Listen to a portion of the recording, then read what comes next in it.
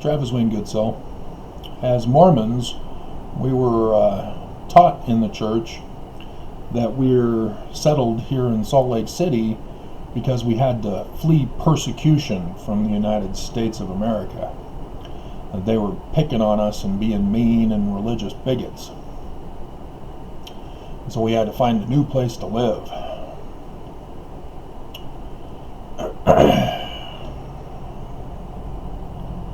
As I have done actual church history research, the story is far from the truth.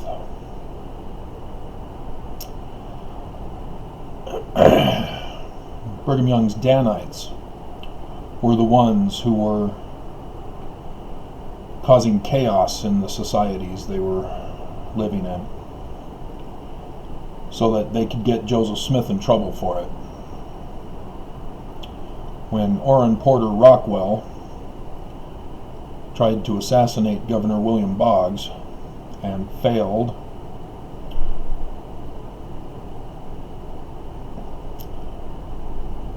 Joseph Smith was accused with that when it was Brigham Young who gave the orders to Orrin Porter Rockwell.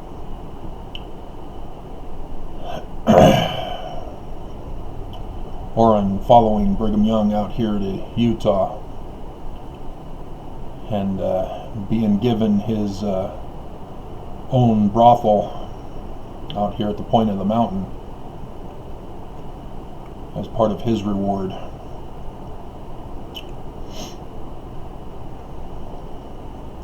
While Joseph Smith was fleeing, he was not leading the church.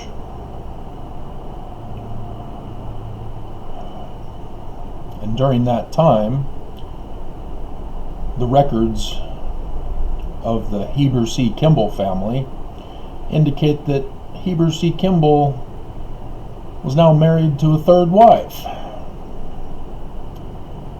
The first two were before he even joined the church. Now, what's strange about this is not just that he's a polygamist before joining the Mormon church,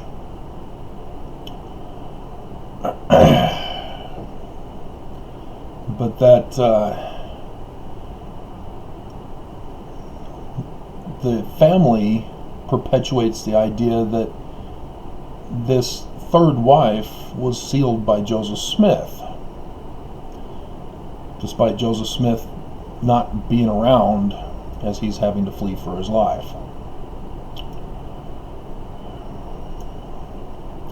Joseph Smith had the keys of Elijah from the Kirtland Temple. That was the sealing keys for marriages.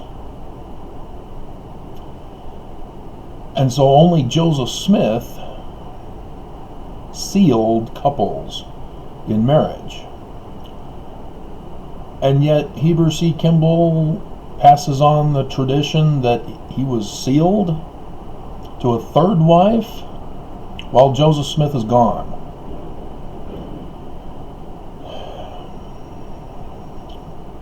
The real answer is either Brigham Young did it, or, the more likely scenario, Heber C. Kimball just had sex with the third woman, had a kid with her, as he did with the first two.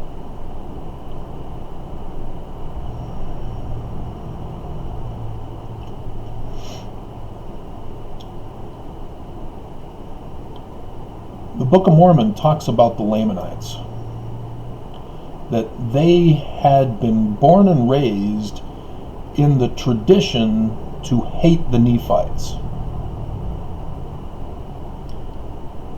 And they didn't keep any records, and so there was nothing to correct the narrative over time. The Book of Mormon tells us that when Alma and the sons of Mosiah went to the Lamanites to preach, they brought the scriptures with them. And it was through that process along with other tactics that they utilize, that they were able to convince a large number of Lamanites to stop murdering Nephites.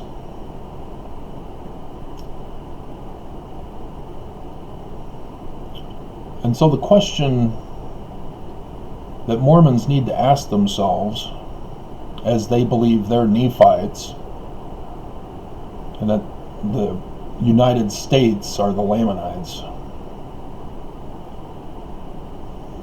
and that they go around telling others that Mormonism is the true church and has the true God,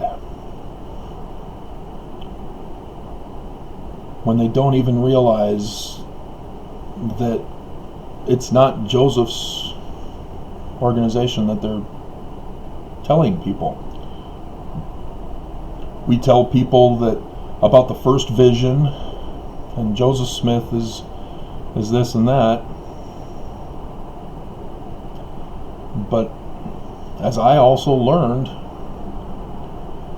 that's nowhere near the truth.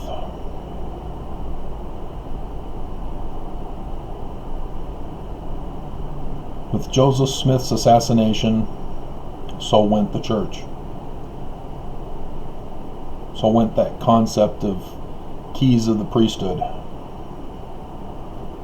Because Brigham Young wasn't the only organization after Joseph Smith and Hiram's death.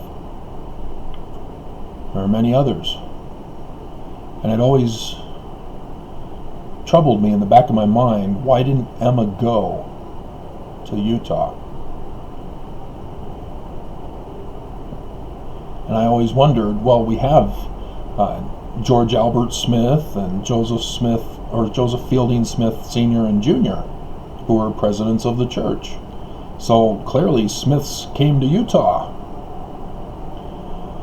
Until I realized that Heber C. Kimball was the one who kidnapped Hiram's wife and son, Joseph Fielding Smith Sr.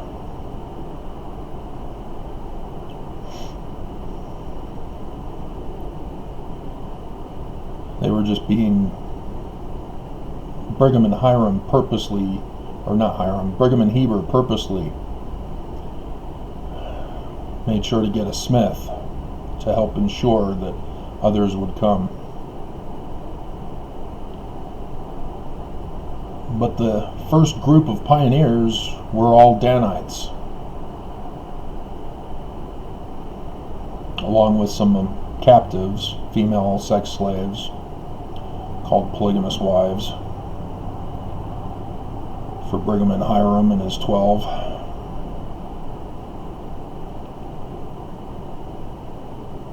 And then a few others, including my ancestors.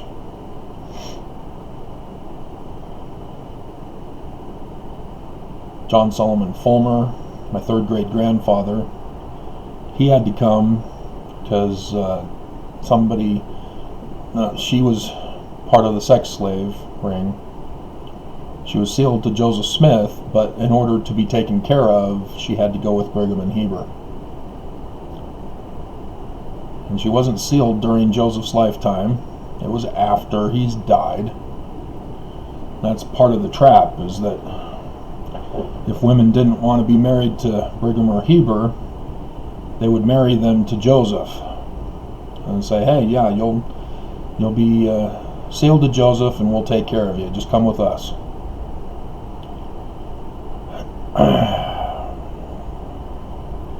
Into the lion's den. And so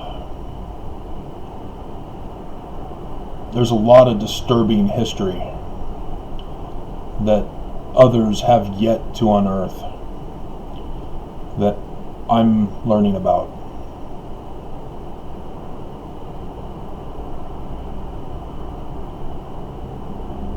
And so when I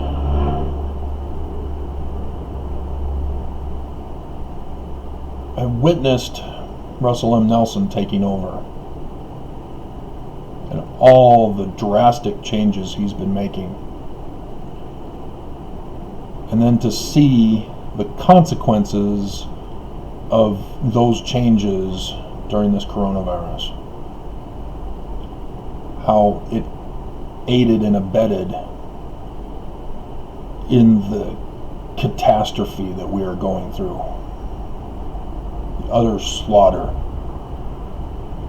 And remember, Joseph Smith, according to Mormons, prophesied of this desolating scourge. Doctrine and Covenants 45:31.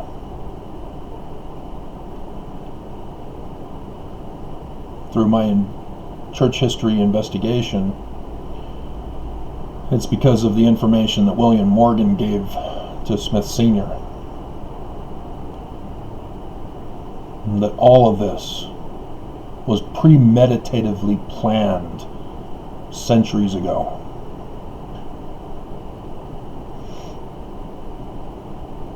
And that just makes it all the more horrifying to realize that the whole world are victims of this plot way back in the early 1800s.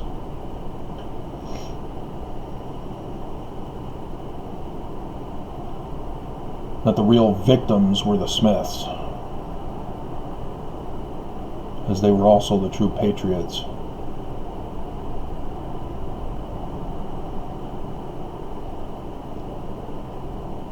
I don't understand why Mormons can say they are Christian when they do everything contrary to the example that Christ gives in Scripture.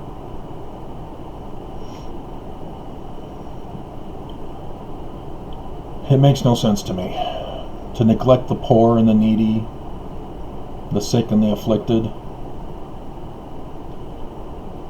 to give tokens of food, small token of money, and claim that, they're charitable, to claim that they can't be judged, to claim that they're being persecuted for their religion.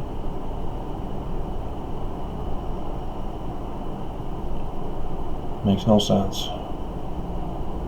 I mean, that's what evil people say to get away with their crimes.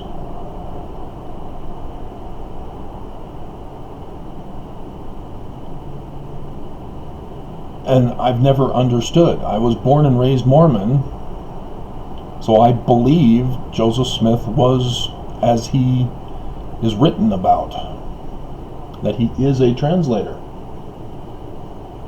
And so as a result, I pursued ancient languages so I can learn for myself if Joseph Smith is indeed a translator. And I found out he is. And then I find out the church says no. He's not a translator. That my decipherment of Paleo-Hebrew, my decipherment of Egyptian petroglyphs, because nobody else has done it, I did it. This was what was necessary to find out if Joseph Smith was a translator. Nobody else had done it. It was a wide open field for pioneer research. Walked right in.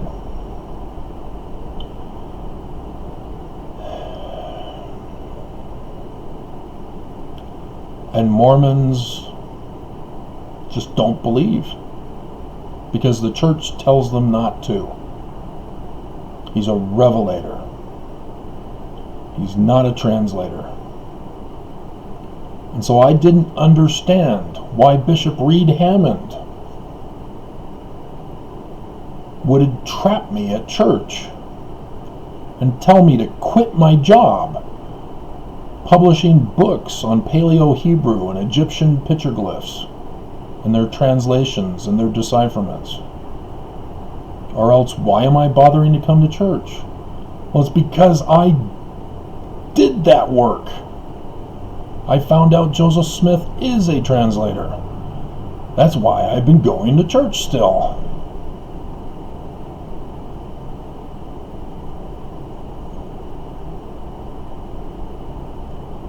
It just boggles the mind how warped Mormons have become.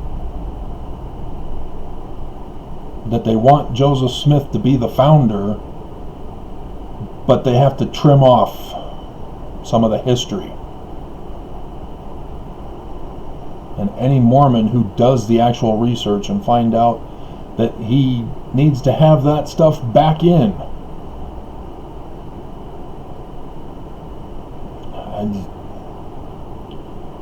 I mean, and it even gets worse. I become the target of the church's assassination attempts. Not only did they create a troublemaker file on me, not only did Mormons and bishops and stake presidents put pressure on me to stop pursuing translation, the church actually paid someone to have me assassinated, tortured. And it still continues to this day. As I've talked about the property manager who was purposely assigned, replacing the previous one, to have me assassinated. And she attempted it again during the lawsuit, which she was included in with the church as a co-conspirator. And she attacks again during the lawsuit on Friday the 13th.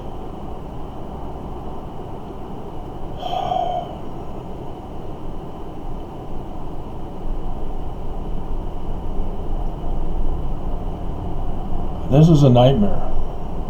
We have a YouTube Mormon employee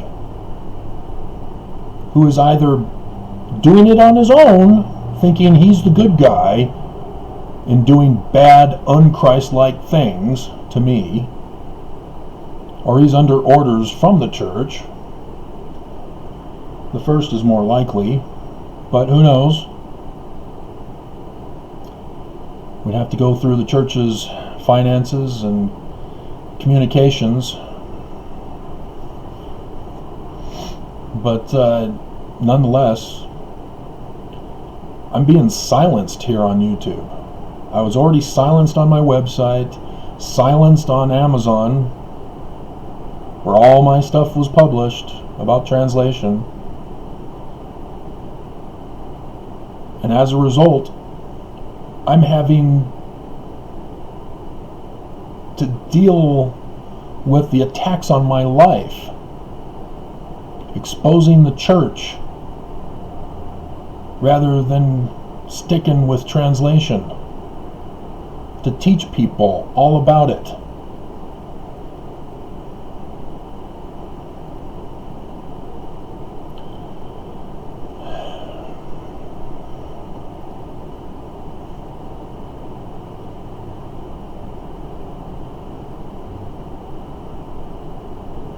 Mormons are led to believe that they can just read, ponder, and pray and ask if the church is true, when the obvious answer is, by their fruits ye shall know them. The church has tried to assassinate me, so I guess that's the true church of God. For me, it's obvious. But you guys who are still Mormon, yeah, they haven't threatened your life because you found out that Joseph Smith was true.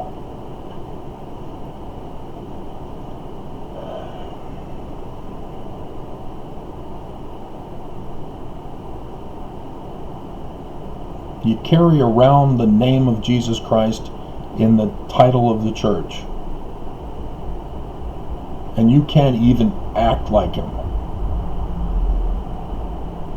You go through the temple, the washing and anointings, to take upon yourselves his name, and you can't even act like him.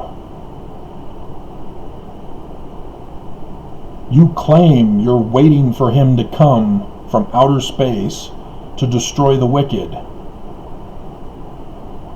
when you're the wicked. You don't know who he is because you're not acting like him.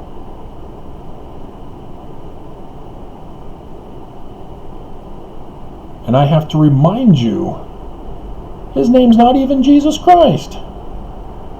It's Son Amen. And you're like, what? Well, oh yeah, I guess Adam on Diamond. You have no clue that it comes from Isaiah. The God Amen, Emmanuel.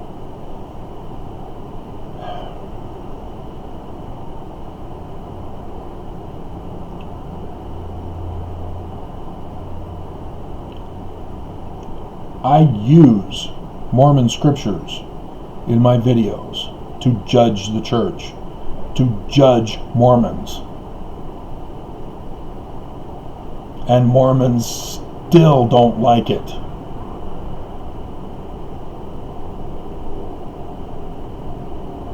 You don't want to be judged. You want to be able to do whatever you want and not have the consequences. Seriously?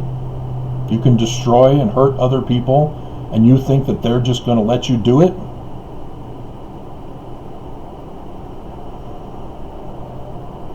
You think that'll create a Zion society where everybody can feel safe, peaceful?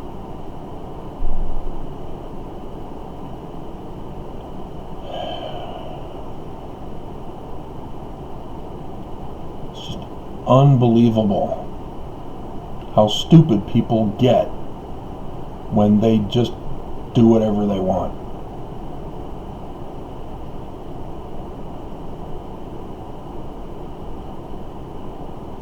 We are witnessing the end of the world. We have Nelson, who has purposely known the seriousness of the virus, having contacted China himself. And for us, he has helped to spread and escalate it so that we all get sick and die. And Mormons still say, "We thank thee, O God, for a prophet to lead us in these latter days."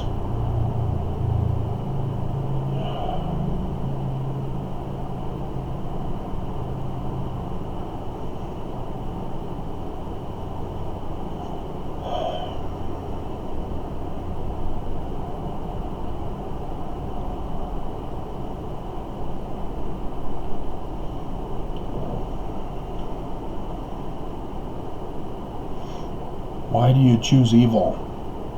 Do you not understand? You are now the villains in the history books. You're the bad guys. In all the comic book movies, you're the villains.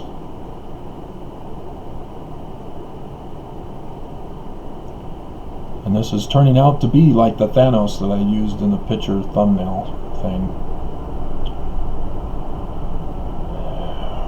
If it wasn't for the sequel after that one, we would think that it was a tragedy. Marvel Universe is destroyed. But this is real. The human race can be destroyed here. The human race is being destroyed. And they are targeting America first.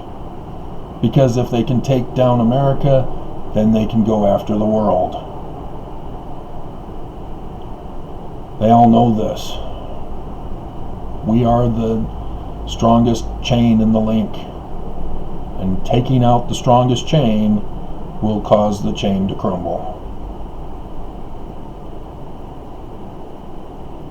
We've already been hacked.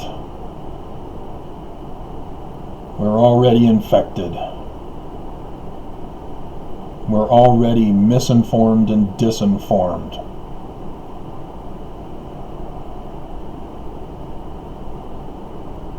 The Civil War is upon us. complete and utter destruction of the people talked about in the Book of Mormon is upon us. And you guys would rather complain that I'm exposing the church.